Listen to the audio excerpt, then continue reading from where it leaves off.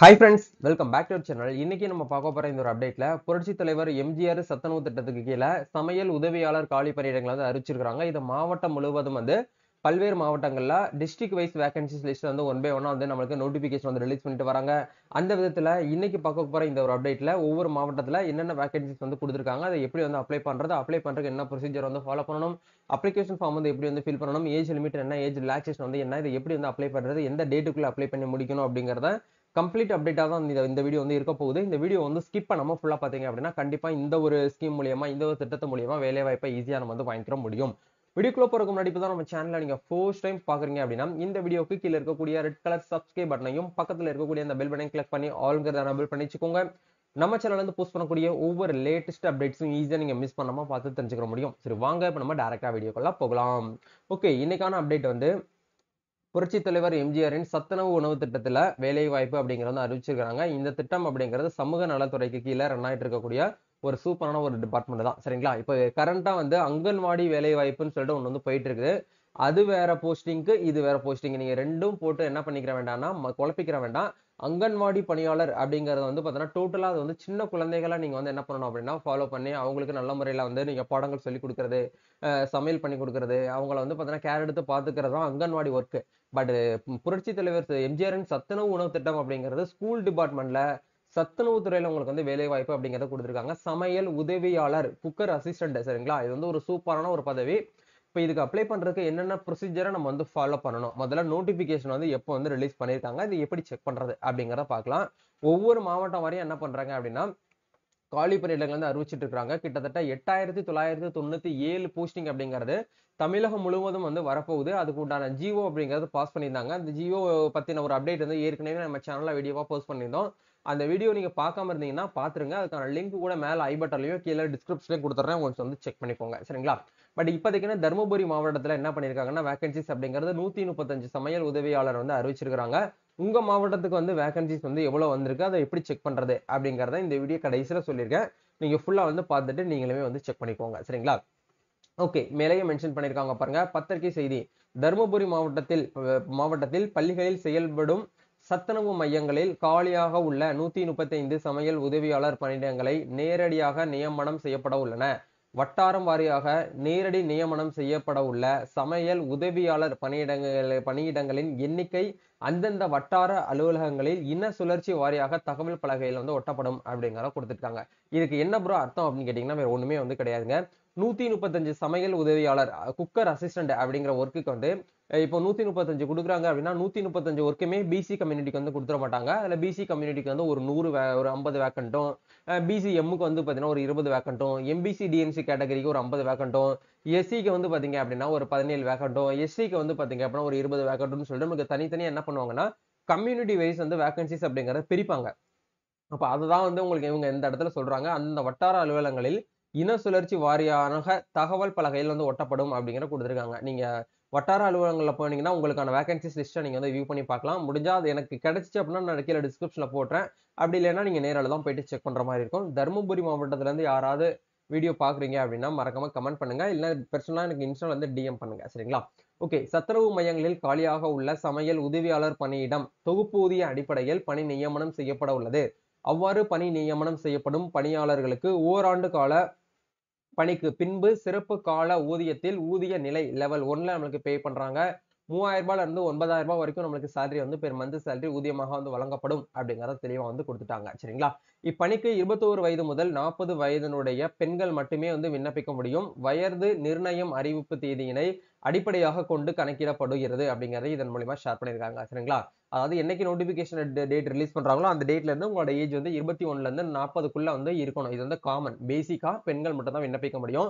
அதுல 21ல இருந்து 40க்குள்ள இருக்கக்கூடியவங்க வந்து யாரெல்லாம் அப்ளை பண்ணலாம்னா ஜெனரல் கேட்டகரி, தாழ்த்தப்பட்டோர் அப்படின்னா பிசி, பிசிஎம், எம்பிசி, டிஎன்சி இவங்க எல்லாருமே வந்து தாழ்த்தப்பட்டோர் அப்படிங்கிற கேட்டகரியில வந்து வருவாங்க. சரிங்களா?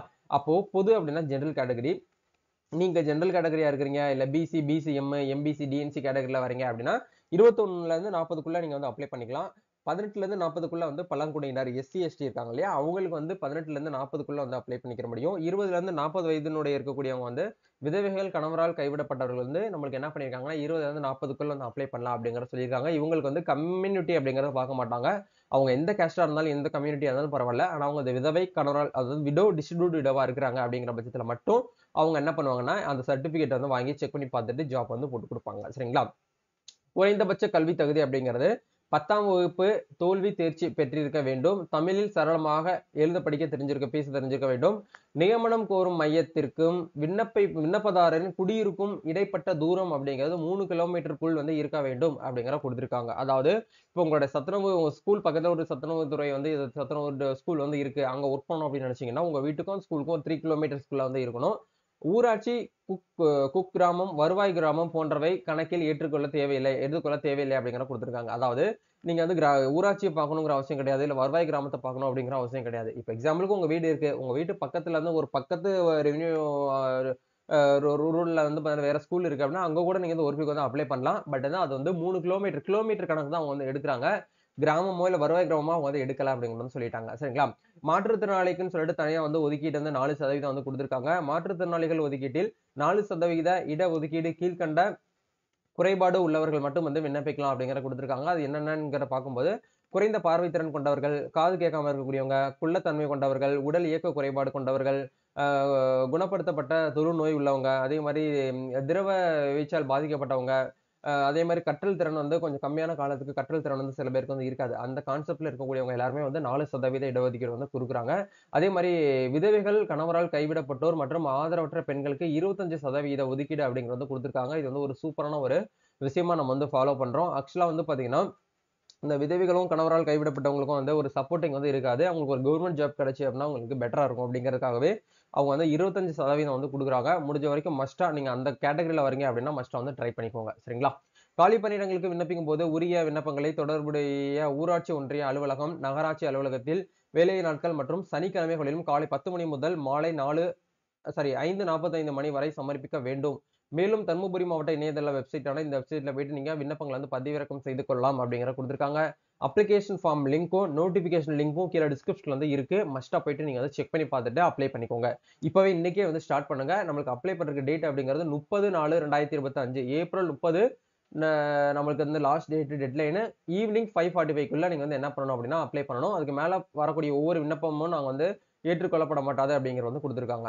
இப்ப அப்ளிகேஷன் ஃபார்ம் பின்னாடி என்னென்ன டாக்குமெண்ட்ஸ்லாம் நீங்க வந்து இணைக்கணும் அப்படிங்கிறத பார்க்கும்போது, பள்ளி மாற்று சான்று அதாவது நீங்க 10த், 12த் படிச்சிருக்கவங்க மட்டும் ட்ரை பண்ணுங்க. ஏன்னா டிகிரி படிச்சவங்கலாம் இதுக்கு வந்து ட்ரை பண்ண வேண்டாம்னு தான் என்னுடைய பாயிண்ட்ட சொல்றேன். ஏன்னா நீங்க கண்டிப்பா வந்து சமையலுக்கு வந்து குக்கருக்கு அசிஸ்டன்ட்டா தான் இருக்க போறீங்க. அப்படிங்கிற பட்சத்துல கிச்சன்ல என்னென்ன ஒர்க்லாம் நீங்க பண்ணுவீங்களோ, அது எல்லாத்தையும் நீங்க பண்ற மாரி இருக்கும். ஏன்னா டிகிரி படிச்சுட்டு அங்க போயிட்டு நீங்க வந்து சில பேர் ஒர்க் பண்ணணுமா அப்படின்னு சொல்லிட்டு கேட்பாங்க. ஃபீல் பண்ணுவாங்க. அதனால முடிஞ்ச வரைக்கும் அந்த 10த், 11த், 12த் இந்த கேட்டகரில நீங்க படிச்சிருக்கவங்க மஸ்ட்டா நீங்க வந்து என்ன பண்ணுங்க அப்படின்னா ட்ரை பண்ணிக்கலாம். பள்ளி மாற்று சான்று, எஸ்எஸ்எல்சி மதிப்பெண் சான்று, குடும்ப அட்டை, இருப்பிட சான்று, ஆதார் கார்டு, ஜாதி சான்று, விதவை, கணவரால் கைவிடப்பட்டோர் அல்லது ஆதரவற்ற பெண்கள் இவங்களுக்கு உண்டான அந்த widow certificate, distribute widow certificate revenue டிபார்ட்மெண்ட்ல அப்ளை பண்ணி வாங்கணும். அந்த டாக்குமெண்ட் வேணும். மாற்றுத்திறனாளியா இருக்கக்கூடிய பட்சத்துல அதற்கு உண்டான சர்டிபிகேட்ஸ் நீங்க என்ன பண்ணணும் அப்படின்னா, எல்லாமே நகல் தான் எடுக்கணும். நகல் எடுத்து செல்ஃப் அட்டஸ்டட் போட்டு அஞ்சல் துறை மூலம் காலி பணியிடங்களுக்கு விண்ணப்பங்கள் அனுப்பும்போது ஏற்படும் காலதாமதத்திற்கு துறை பொறுப்பேற்காது. அதாவது நீங்க அப்ளை பண்ணும்போது 30ஆம் தேதிக்குள்ள வந்து அவங்க அப்ளிகேஷன் வந்து அங்க போயிருச்சு அப்படின்னா ஒண்ணும் பிரச்சனை இல்ல. 30ஆம் தேதிக்கு மேல போகுது அப்படின்னா, உங்க அப்ளிகேஷன் நாங்க வந்து ஏற்றுக்கொள்ளப்பட மாட்டாது அப்படிங்கிற குடுத்திருக்காங்க. தகுதியுள்ள விண்ணப்பதாரர்களுக்கு மட்டுமே நேர்முக தேர்விற்கு அழைக்கப்படுவார்கள். அப்ளிகேஷன் வந்து ஷார்ட் பண்ணுவாங்க. ஷார்ட் பண்ணிட்டு உங்களுக்கு இன்டர்வியூக்கு வந்து கால் பண்ணுவாங்க. கால் பண்ணும்போது நீங்க என்ன பண்ணணும் அப்படின்னா, நேரடியா போயிட்டு உங்களுடைய ஒரிஜினல் சர்டிபிகேட்ஸ் எல்லாமே வெரிஃபிகேஷன் பண்ணிட்டு நீங்க என்ன பண்ற மாரி இருக்குன்னா, இன்டர்வியூ வந்து கலந்து கொள்ற மாரி இருக்கும் அப்படிங்கிறத குடுத்திருக்காங்க. மேலும் மற்ற அலுவலகங்களோ அளிக்கப்படும் மனுக்கள் பரிசீலனைக்கு எடுத்துக்கொள்ளப்பட மாட்டாது அப்படிங்கிறதை வந்து குடுத்திருக்காங்க. உரிய சான்றிதழ்கள் இல்லாத விண்ணப்பங்களும் வந்து நிராகரிக்கப்படும் அப்படிங்கிறத தெளிவா நம்மளுக்கு வந்து குடுத்திருக்காங்க. சரிங்களா? காரணம் ஏதும் குறியிடாமல் நியமன அறிவிப்பு அறிக்கையினை ரத்து செய்வதற்கும், திரும்ப பெறுவதற்கும், திருத்துவதற்குமான கெடுதிதினை நீட்டிப்பதற்கும் மாவட்ட ஆட்சியருக்கு உரிமை உண்டு அப்படிங்கிறத நம்மளுக்கு இந்த நோட்டிபிகேஷன் மூலியமா ஷேர் பண்ணியிருக்காங்க. சரிங்களா? இப்ப நோட்டிபிகேஷன ஃபுல்லா நம்ம வந்து பார்த்துட்டோம். அப்படியே கீழ நம்ம செக் பண்ணும்போது அடுத்த அப்ளிகேஷன் ஃபார்ம் வந்து இருக்கும். நீங்க அங்கவே போயிட்டு என்ன பண்ணிக்கலாம்னா, அப்ளிகேஷன் ஃபார்ம் வந்து இது எல்லா மாவட்டத்துக்கும் வந்து சேம் அப்ளிகேஷன் ஃபார்ம் தான். ஒவ்வொரு மாவட்டத்துக்கும் தனித்தனியாலாம் அவங்க வந்து குடுக்கல. சோ இந்த அப்ளிகேஷன் ஃபார்ம் வந்து பிரிண்ட் அவுட் எடுத்து வச்சுக்கோங்க. இந்த இடத்துல உங்களோட போட்டோ ஒட்டிக்கோங்க. மாவட்டம் எந்த மாவட்டமோ மாவட்டத்துடைய பேரு.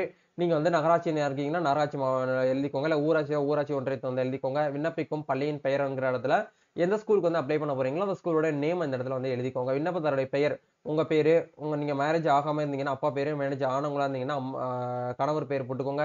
கைபேசி எண், அதே மாரி விண்ணப்பதாரர் இருப்பிட முகவரி, குடும்ப அட்டையில் உள்ளபடி நீங்க வந்து கண்டிப்பா என்ன பண்ணணும் அப்டின்னா சப்மிட் பண்ணணும். நெக்ஸ்ட் வந்து ஊராட்சி ஒன்றிய நகராட்சி பெயர் அப்படிங்கிற இடத்துல அவங்க ஊராட்சி ஒன்றிய பேர் வந்து எழுதிக்கோங்க. கல்வி தகுதி நீங்க 10த்னா 10த் அப்படிங்கிற போட்டுக்கோங்க. 12த்னா 12த் அப்படிங்கிற போட்டுக்கோங்க. பிறந்த தேதி டேட் ஆஃப் பர்த் இந்த இடத்துல குடுத்துக்கோங்க. ஜாதி மற்றும் உட்பிரிவு வட்டாட்சியர் சான்று இணைக்க வேண்டும் அப்படிங்கிற இடத்துல ஜாதி சான்றிதழ் அப்படிங்கிறத கண்டிப்பா நீங்க அட்டாச் பண்ணணும். நீங்க டிஃபரெண்ட்லி ஏபிள்டு பிடபிள்யூடியா இருந்தீங்கன்னா ஆம் எனில் அதுக்கு உண்டான சர்டிபிகேட்ஸ் அட்டாச் பண்ணணும். அதே மாரி நீங்க விடோவா இருக்கிறீங்க அப்படின்னா அதுக்கு உண்டான டாக்குமெண்ட்ஸ் பின்னாடி வந்து அட்டாச் பண்ணணும். அதுக்கு ப்ரூஃப் இருந்துச்சுன்னா இந்த இடத்துல எஸ்ன்னு சொல்லிட்டு நீங்க சப்மிட் பண்ணணும். பணியிடம் கோரும் மையம், பள்ளியின் பெயர் அப்படிங்கிறத ஸ்கூல் பெயரை வந்து இந்த இடத்துல எழுதிக்கோங்க. நெக்ஸ்ட் வந்து விண்ணப்பவரின் இருப்பிடத்திற்கும் பள்ளிக்கும் உள்ள தூரம் வந்து 3 கிலோமீட்டருக்கு உள்ள இருக்க வேண்டும். எஸ் அப்படின்னு போட்டு நீங்க ஆமா அப்படின்னு சொல்லிட்டு போட்டுருங்க. இடம், நாள் அப்படிங்கிற இடத்துல உங்களுடைய இடமும் நீங்க எந்த டேட்ல அப்ளை பண்ணீங்களோ அந்த டேட்டை போட்டு விண்ணப்பதாரருடைய கையொப்பம் சிக்னேச்சரை போட்டுட்டு என்னென்ன டாக்குமெண்ட்லாம் அட்டாச் பண்ணணுங்கிறத கீழேயே வந்து கொடுத்துருக்காங்க. இது எல்லாத்தையும் ஜெராக்ஸ் எடுத்து இந்த அப்ளிகேஷன் பின்னாடி வந்து அட்டாச் பண்ணி நீங்க என்ன பண்ற மாதிரி இருக்கும்னா உங்க மாவட்டத்தில் இருக்கக்கூடிய அந்த வட்டாரங்களுக்கு நீங்க வந்து அப்ளை பண்ற மாதிரி இருக்கும். இதுதாங்க வந்து அப்டேட். இதை அப்ளை பண்றவங்களுக்கு ஏதாச்சும் வந்து டவுட்ஸ் இருக்கு அப்படின்னா கமெண்ட் பண்ணுங்க. ஒவ்வொரு மாவட்டம் வரையும் வந்து சத்துணவு துறையில நம்மளுக்கு காலி பணியிடங்கள் வந்து அறிவிச்சிட்டு இருக்காங்க. சோ உங்க மாவட்டத்துக்கான காலி பணியிடங்கள் விவரங்களை நீங்க வந்து செக் பண்ணணும் அப்படின்னு நினைச்சீங்கன்னா நீங்க எந்த மாவட்டத்தை சேர்ந்தவங்களோ அந்த மாவட்டத்தோட வெப்சைட் லிங்க்ல போயிட்டு நீங்க வந்து செக் பண்ணி பார்க்கணும். ஆல் டிஸ்ட்ரிக்ட் தமிழ்நாடு முழுவதும் இருக்கக்கூடிய 38 மாவட்டம் வரை இருக்கக்கூடிய லிங்கை ஒரே பிடிஎஃப் ஒரே வெப்சைட்டை நம்ம கன்வெர்ட் பண்ணி கீழே கொடுத்துருக்கோம் டிஸ்கிரிப்ஷன்ல.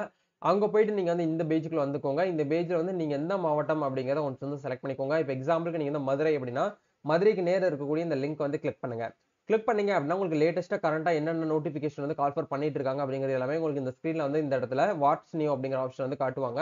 இப்போ இந்த இடத்துல அங்கன்வாடி வேகன்சி சென்டர் அப்படிங்கிறது போயிட்டு இருக்கு. அதே மாதிரி சத்துணவு துறைக்குமே கண்டிப்பா வரும். நீங்க வெயிட் பண்ணிக்கோங்க. அதை நீங்க செக் பண்ணணும் அப்படின்னா நோட்டீஸ் அப்படிங்கிற இந்த டேப்ல போயிட்டு ரெக்ரூட்மெண்ட் அப்படிங்கிற இந்த டேப் வந்து கிளிக் பண்ணுங்க. அப்படி கிளிக் பண்ணீங்கன்னா இப்போ கரண்டா என்னென்ன ஜாப் வந்து போயிட்டு இருக்கு அப்படிங்கறது இந்த இடத்துல காமிச்சிருப்பாங்க. இப்போதைக்கு வந்து மதுரை டிஸ்ட்ரிக்ட்ல அங்கன்வாடி தான் வந்து போயிட்டு இருக்குது. கண்டிப்பா சத்துணவுத்துறை அப்படிங்கறது ஒன் பை ஒன்னா நம்மளுக்கு வந்து டிஸ்ட்ரிக்ட் வைஸ் வந்து ஷேர் பண்ணிட்டு இருக்காங்க. அதாவது நோட்டிபிகேஷன் வந்து பப்ளிஷ் பண்ணிட்டு இருக்காங்க. நோட்டிபிகேஷன் வந்த உடனே எந்தெந்த மாவட்டத்துக்கு வந்து வந்திருக்கு அப்படிங்கறத நம்ம சோசியல் மீடியா பேஜ் வாட்ஸ்அப் சேனலையும் டெலிகிராம் சேனலையும் போஸ்ட் பண்ணுவோம். அதுக்கான லிங்க் எல்லாமே கீழே டிஸ்கிரிப்ஷன்ல இருக்கு. ஃபாலோ பண்ணிக்கோங்க. நம்ம நெக்ஸ்ட் ஒரு அப்டேட்ல மீட் பண்ணுவோம். தேங்க்யூ.